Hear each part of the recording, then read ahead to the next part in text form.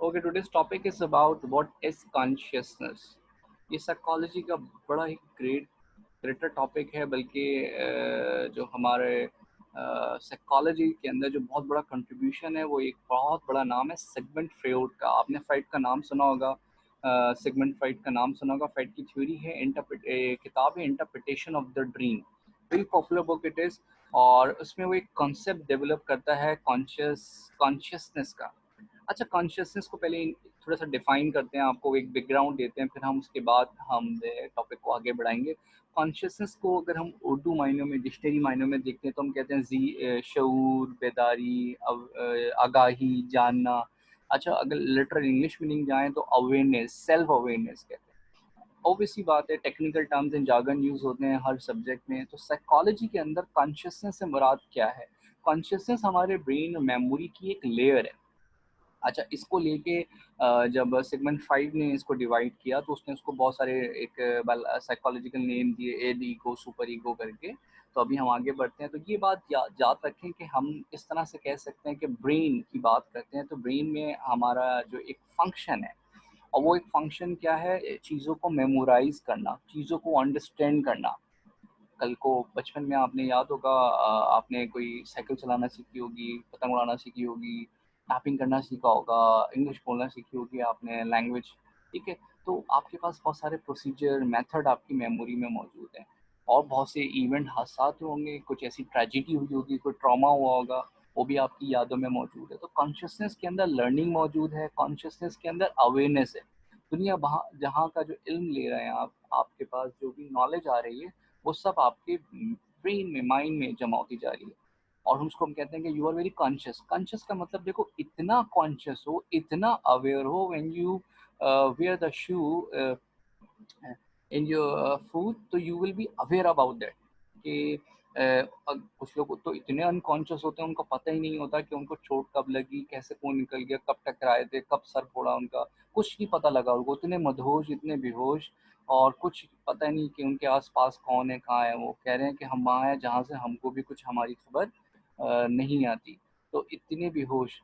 Conscious का मतलब ये होता है कि आप कंप्लीटली अवेयर हो, इतने अवेयर हो, फोकस हो, और आपको अपने बारे में भी अवेयर हो, और आपको इन्वायरमेंट के बारे में भी अवेयर हो। तो ये तो एक जनरल एक डिस्क्रिप्शन हो गई अबाउट द कॉन्शियसनेस। अब इस तरह कॉन्शियसनेस की कुछ स्टेट हैं, लेवल हैं, जैसे कि कॉन्शियस, अनकॉन्शियस, प्री कॉन्शियस, सब कॉन्शियस। तो अभी हम उसको डिस्कस करते हैं। ये हमारे कुछ एग्जाम क्वेश्चन है कि हम पहले कॉन्शियसनेस पे बात करेंगे, कितनी तरह की कॉन्शियसनेस होती हैं, और इसी के साथ दो बड़े इंपॉर्टेंट एलिमेंट सब सब सेक्शंस हैं, एक ड्रीम और दूसरा स्लीप। इनके इन दोनों का ताल्लुक भी कॉन्शियसनेस के साथ है। और फिर कुछ स्लीप डिसऑर्डर पे बात करेंगे। ये सब हम सेकंड, फर्स्ट हाफ में हम कॉन्शियसनेस पे बात करेंगे, और फिर सेकंड हाफ में हम ड्रीम एंड स्लीप पे बात करेंगे। और बड़ी वन ऑफ द एक हाईएस्ट रेटिंग मूवी इंसेप्शन जो है, वो अगर आपने देखी हो, वो भी इस टॉपिक के साथ रिलेट करती है। उसमें कॉन्शियसनेस लेवल ऑफ के whether we are awake, whether we are not awake, ये जो आइडिया था सिगमंड फ्रॉइड की इस थ्योरी से लिया गया था कॉन्शियसनेस के साथ। तो उसमें लेयर बताई गई है, माइंड की ड्रीम की लेयर्स बताई गई हैं। तो लूसिड ड्रीमिंग, ड्रीम इंक्यूबेशन, ये आपने टॉपिक सुने होंगे। ये इन दोनों टॉपिक को लेके जो है वो मूवी प्लॉट की गई है, जिसका नाम है इंसेप्शन। आप में से मोस्टली लोगों ने देखी होगी। क्रिस्टोफर नॉलन की राइटिंग है, काफ़ी लोगों को तो समझ ही नहीं होगी कि ये हो क्या रहा है उसमें। तो dream incubation and lucid dreaming, और जो अनकॉन्शियस कॉन्शियस मोटिव है ड्रीम एंड स्लीप को लेके, तो खैर वो भी हम लेटर ऑन डिस्कस करते हैं। तो इस तरह स्लीप डिसऑर्डर को लेके बहुत से हमारे टॉपिक्स हैं। हमारे पास साइकोलॉजिकल डिसऑर्डर भी नज़र आते हैं कि रातों की नींद ही नहीं आ रही है ना। स्लीप एपनिया हो गया, यानी जो है वो खराटे बहुत ज़्यादा ले रहे हैं, स्लीप प्रॉब्लम हो रही है, नींद ही नहीं आ रही, ओवर स्लीप हो रहे हैं, अंडर स्लीप हो गए, नींद आ रही ही जा रही है, सोए चले जा रहे आ रहे हैं। तो या फिर स्लीप अटैक हो रहे हैं, बाइक चलाते हुए सो गए, काम करते हुए सो गए, कहीं बैठे बैठे सो गए, ट्रेन में सफ़र करते। तो जो है वो, ये इस तरह के बहुत सारे स्लीप अटैक्स हैं, स्लीप डिसऑर्डर होते हैं। तो ये क्या हैं, किस तरह के हैं, ये कॉन्सेप्ट क्या होता है, इसको हम डिस्कस करेंगे। कुछ ड्रीम्स को लेके कुछ थ्योरीज हैं, और फिर एक छोटा सा टॉपिक है मेडिटेशन इन हिप्नोसिस। इसमें हम थोड़ी बहुत बात करेंगे, देखते हैं हमारे पास टाइम बचता है तो, कि मेडिटेशन क्या है, वो क्या होता है, और हिप्नोसिस किस तरह से है। ये सब कॉन्शियसनेस के साथ है। और एक एलिमेंट और भी है, वो देखते हैं ड्रग्स वगैरह का वो किस तरह से यूज़ होता है कि कॉन्शियसनेस लेवल ऑल्टर्ड हो जाता है। और आपको पता होगा जो वेस्ट में मूवीज़ के अंदर इस तरह का कंटेंट बहुत ज़्यादा है हमें, जैसे एक और मूवी मुझे याद आती है लूसी, कि उसके अंदर वो उसके कॉन्शियस लेवल को ऑल्टर्ड करते हैं कुछ ड्रग्स को यूज़ करने के बाद। या फिर एक और मुझे याद आता है कि क्या नाम था, लिमिटलेस। तो लिमिटलेस के अंदर भी इन्होंने दिखाया कि जब कॉन्शियसनेस लेवल को 100% यूटिलाइज किया जाएगा तो किस तरह से होगा। तो खैर पहले तो हम समझते हैं कि कॉन्शियसनेस क्या है। इसकी एकेडमिक डेफिनेशन बनती है जो मैंने अभी आपको समझाने की कोशिश की, awareness, sensation what we receive from our sense receptor, यानी अपने पांचों सेंसेस से जो डाटा रिसीव करो, your thought, you will be aware about that your thought, about your feeling और whatever you experience and whatever the around you. तो it means you are conscious. अब हम कहेंगे phone conscious है, नहीं। क्या ये चेयर कॉन्शियस है, नहीं। क्या ये लैपटॉप कॉन्शियस है, नहीं। क्या ह्यूमन कॉन्शियस है, yes. Why we are better than the other, because we have a consciousness. Animal conscious नहीं है, हम कॉन्शियस हैं। कॉन्शियस का मतलब हमारे पास सेल्फ अवेयरनेस है। हमें बर्थ, हमें डेथ, हमें एलिमेंट, हमें डिजीज, हमें फियर, हमें फीलिंग्स, हमें थॉट, हमें हर चीज़ का एक सेंस है, सेंस ऑफ सेल्फ अवेयरनेस है। इसी तरीके से कॉन्शियस के अंदर हम सब्जेक्टिव हैं, हम अंडरस्टैंड कर रहे हैं खुद को भी और एनवायरनमेंट को भी, और उसको ऑल्टर भी करते हैं, चेंज भी करते हैं, कंट्रोल भी करते हैं, और इस तरह से हम एक इंटरनल वर्ल्ड डेवलप कर लेते हैं। तो कॉन्शियसनेस के अंदर हमने ख्याल, सोच का एक दायरा बनाया होता है जिससे हम दुनिया को समझते हैं, जिसमें परसेप्शन भी शामिल है, हमारी मेमोरीज भी शामिल है, हमारी ऑब्जर्वेशंस भी शामिल है। तो अब ज़रा कॉन्शियसनेस को अगर हम देखें तो अच्छा ये पहले मैं स्लाइड्स थोड़ी शफल कर लेते हैं। हाँ, सिगमंड फ्राइड, मैं आपको बार बार बता रहा हूँ, फ्राइड की थ्योरी बहुत ज़्यादा पॉपुलर है, सिगमंड फ्राइड का बहुत बड़ा रोल है।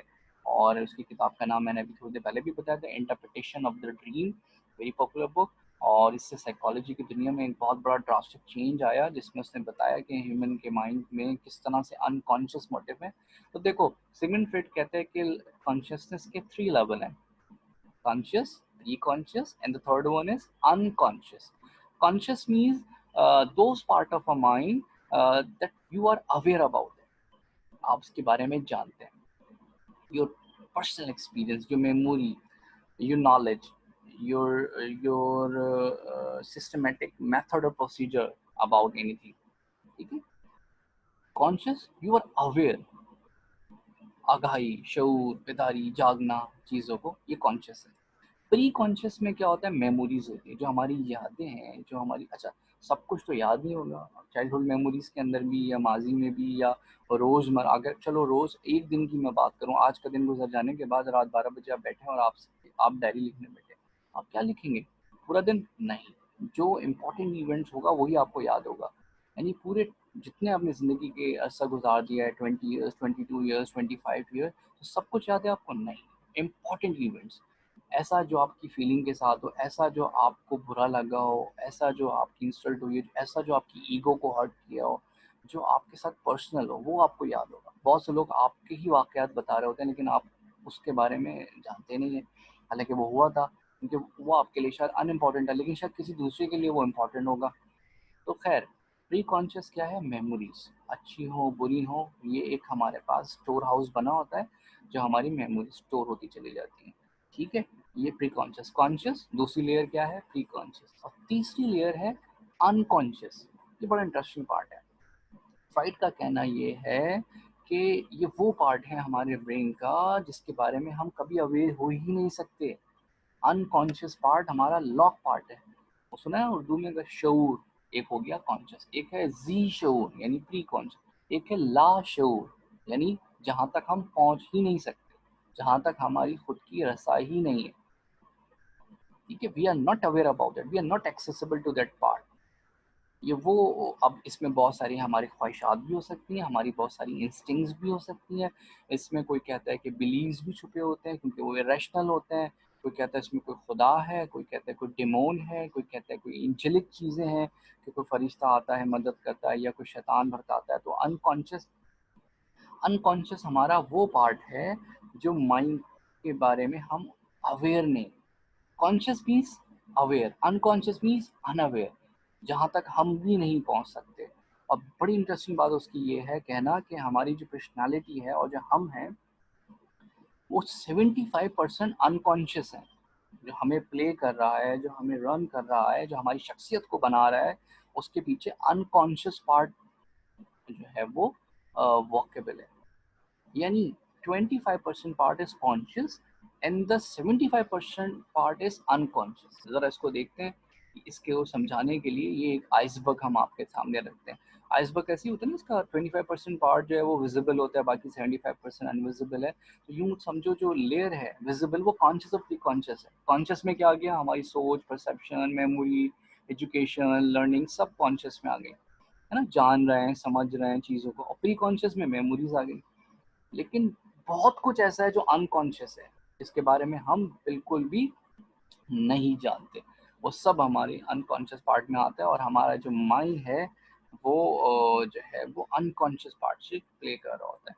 और फ्राइड ने इसको एक टेक्निकल टर्म में नाम दिया, एक इड, यानी IND, जिसको अनकॉन्शियस पार्ट कह रहे हैं, जिसमें इंसान जो है वो प्लेजर इंस्टिंक्ट्स की तरफ ज़्यादा जाता है, एग्रेशन की तरफ जाता है।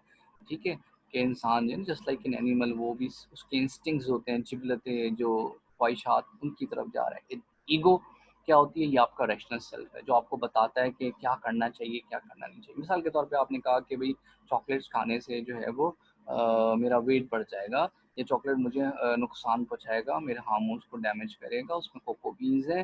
अच्छा चलो ठीक है। ये इट क्या कहेगा, नहीं अच्छा लग रहा है, एक दफ़ा खाने से क्या होगा, कुछ भी नहीं होगा, वन बाइट से थोड़ी ना होता है, ये वाली चॉकलेट थोड़ी, ये चॉकलेट तो बहुत फ़ायदेमंद है, ये तो फॉरेन चॉकलेट है, ये तो बाहर की चॉकलेट है, तो लोकल चॉकलेट। ये कौन है, ये इड है, जो प्लेजर की तरफ जा रहा है, जो आपकी इंस्टिंक्ट्स, ख्वाहिशात को उभार रहा है। अच्छा, ईगो आपको रैशनल है, क्या कर रही है, वो आपको रैशनल सेल्फ अवेयर दे रही है कि चॉकलेट क्या होती है, इसको खाने के क्या नुकसान है। और सुपर ईगो जो है अगेन अनकॉन्शियस पार्ट है। और जब आप ऐसा कर गुजरते हैं, उसके बाद आपको देखा होगा गिल्ट या रिग्रेट आता है, जिसको आप ज़मीर की आवाज़ कहते हैं, प्रिंसिपल ऑफ कॉन्शियसनेस, कि नहीं मुझे ऐसा नहीं करना चाहिए था। जैसे वही आपने डाइट प्लान बनाया, आपने कहा कि नहीं मुझे अपना जो है वो कोको बीन, चॉकलेट और कॉफ़ी, ये चीज़ें नहीं लेनी है, इससे मेरा वेट बढ़ेगा। अच्छा भाई ये क्या था, आपने अपने ईगो ने आपको बताया चैलेंज। लेकिन जो है वो सुपर ईगो जो है वो आपको बताती है उसको अवेयर कि अगर आप ऐसा करेंगे तो इसका नुकसान क्या होगा। यानी आप समझे, मैं इसको डबल क्लिक करता हूँ। इट हमें क्या करती है, हमारी जो बेसिक इंस्टिंक्ट्स है उसकी तरफ उभारती है। उसमें बहुत सारी हमारी ख्वाहिशात होती हैं, बहुत सारी वांट्स एंड नीड्स होती हैं जो हम चाहते हैं। लेकिन ईगो क्या करती है, उसको कंट्रोल करती है। यहाँ ego in a positive sense है, ये वो ईगो नहीं, ईगो माई फुट। यहाँ ईगो से मुराद क्या है, पर्सनैलिटी का वो पार्ट है जो रियलिटी से अप्रोच है कि नहीं मैं क्यों ज़रूरत है, क्यों मैं इसको इस्तेमाल करूँ, इससे मुझे क्या फ़ायदा होगा, वो कॉन्शियस और वो लॉजिकल पार्ट है, रैशनल पार्ट है। ठीक है। और last one super ego. Super ego क्या है, सुपर ईगो जो है वो एक आपका कॉन्शियस यानी ज़मीर की आवाज़ है, जो आपको एक गाइडलाइन देती है। नहीं, आपके हर इंसान के अंदर, चाहे वो बुरे से बुरा क्यों ना हो, उसके अंदर एक ethical norms and ethical values होती हैं। यानी अच्छे बुरे की तमीज़ का जो पैमाना है, determinant of rights and wrongs हैं, वो उसके अंदर मौजूद है। एक मोरल प्रिंसिपल मौजूद है। गिल्ट फील होने लगता है कोई गलत काम करने के बाद, फिर आप वादा करते हैं अब नहीं करेंगे, फिर कर देते हैं, फिर कहते हैं हाँ यार अब नहीं करना चाहिए था, मैंने क्यों झूठ बोला, मैंने उसके साथ गलत किया, ज़्यादती की, अपने साथ जुल्म किया, अपने साथ नाइंसाफ़ी की, अब मुझे नहीं करना चाहिए। अच्छा नहीं करना चाहिए, अगली दफ़ा फिर कर गुजरे, क्यों हुआ? तो ये एक जंग हमारे अंदर, यानी एक तरफ हमारी ज़रूरतों, ख्वाहिशातों, जिबलतों की जंग है, यानी आईडी है, इंस्टिंक्ट्स की। दूसरी तरफ ईगो है जो हमें रैशनल सेल्फ दे रही है, बता रही है क्या अच्छा है, क्या सही है, क्या। और सुपर ईगो जो है वो हमारे अंदर एक नॉर्म्स क्रिएट करते हैं, प्रिंसिपल्स ऑफ वैल्यू, जो हमें डिफरेंशिएट करते हैं what is good, what is bad, what is right, what is wrong. तो ये बड़ा ज़बरदस्त किस्म के सिगमेंट फ्यू के दिख रहे हैं आप तीनों आइडियाज़, जो मैं दोबारा रिपीट कर देता हूँ, कॉन्शियस, अनकॉन्शियस और फिर उसके बाद प्री कॉन्शियस। तो इसको ज़रा सम अप करते हैं, फिर स्लीप एंड जो है वो ड्रीम को हम सेकेंड हाफ में कंडक्ट करेंगे।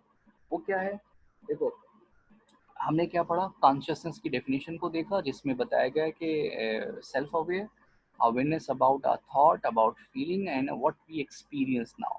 फिर हमें ये बात पता लगी कि जो कुछ भी हम एक्सपीरियंस करते हैं वो मेमोरी और नॉलेज बन के कहाँ चले जाती है, वो हमारे कॉन्शियस पार्ट में चली जाती है ना, कॉन्शियस क्योंकि वो अवेयर पार्ट है। और मेमोरीज कहाँ चली जाती हैं, प्री कॉन्शियस में चली जाती है। अब कॉन्शियस और प्री कॉन्शियस का जो पोर्शन है वो 25% है, ठीक है, यानी 1/4 हो गया। और जो 3/4 है यानी 75% वो अनकॉन्शियस है। अब अनकॉन्शियस क्या है, उसमें बहुत सारी ख्वाहिशात हैं, डिजायर्स हैं, इरेशनल बिलीफ इन पार्ट हैं, खौफ है, फेयर है, फोबिया है, सेल्फिशनेस है। तो ये सब हमें मैनिपुलेट करती हैं, कंट्रोल करती हैं, और इंसान के अंदर एक जंग चलती रहती है ईगो, सुपर ईगो और इड के दरमियान। इड हमारी क्या है, हमारी ख्वाहिशात हैं जिनको हम सप्रेस करते हैं। और बाज़ औक़ात ऐसा होता है कि बहुत सारी ऐसी ख्वाहिशात जो हम नहीं कर पाते या हम उसको रोकते हैं, कंट्रोल करते हैं, तो कभी-कभार ऐसा होता है कि वो हमें एक तंग करती है, ईगो के अंदर डेवलप हो जाती है, यानी फ्रस्ट्रेशन की शक्ल में नज़र आ रही है, एग्रेशन की शक्ल में नज़र आ रही है, या कभी-कभार ड्रीम में हमने वो सब कर कर गुज़रे, और जो है वो फिर बाद में पता लगा वो जो ड्रीम कुछ भी नहीं थे। ड्रीम बेसिकली आपके ब्रेन में वो एक मैसेज कन्वे कर रहे थे कि आपके माइंड में क्या कुछ चल रहा है। आप कौन-सी सोच और कौन-से ख़्याल को सप्रेस कर रहे हैं। तो सुपर ईगो लेकिन आपको बताती है कि क्या प्रैक्टिकली आपने करना, मतलब सही क्या है, गलत क्या है। तो सुपर ईगो हमें अच्छे-बुरे की तमीज़ देते हैं, जिसको हम कहते हैं अंकल ज़मीर, ज़मीर की आवाज़, सुपर ईगो। और ईगो क्या है, ये हमारा रैशनल पार्ट है, लॉजिकल पार्ट है, पॉज़िटिव मीनिंग के साथ, कि हमें अवेयर होना रियलिटी के बारे में। और इड क्या है कि बस बदल दो ज़माना, छू लो ज़िंदगी, कूद जाओ, डू द ड्यू। अब डू द ड्यू करके आप कूद जाएँ ट्रेन के आगे, तो भाई थोड़ी ना होगा ऐसा। ये इंस्टिंक्ट्स को भरा जा रहा है। ईगो कहेगी नहीं, ये रैशनल ही नहीं है, क्या हो जाएगा ड्यू पीने से, कुछ भी नहीं होगा, उसकी जेब में पैसे चले जाएँगे, तुम्हें कुछ भी नहीं होगा। सुपर ईगो आपको बताएगी कि नहीं है, ड्रिंक्स कोई सी भी हो, उसके नीचे उन्होंने खुद मेंशन करा हुआ है टर्म्स एंड कंडीशन अप्लाई करके, तो ये हमारे लिए हार्मफुल है। तो इस तरह से सुपर ईगो हमारी एथिकल वैल्यूज़ के बारे में, ईगो रैशनल सेल्फ है, यानी हमें हमारा रैशनल सेल्फ है ब्रेन के ज़रिए, और इड हमारी क्या है, ख्वाहिशात हैं। तो सिगमंड फ्रॉइड ने बड़ा ज़बरदस्त तरीके से जो है वो अपनी साइकोडायनामिक थ्योरी बताई, ठीक है? अच्छा, इसमें किसी का कोई क्वेश्चन है तो क्वेश्चन कर लें, उसके बाद फिर हम जो है सेकंड हाफ के अंदर जो है वो जाएँगे। मैं ज़रा अटेंडेंस तब तक ले रहा हूँ। अटेंडेंस इन दैट सेंस कि मैं आपकी अटेंडेंस का स्क्रीनशॉट ले रहा हूँ। आप अपने क्वेश्चंस चैट पे पुट कर दीजिए, मैं एक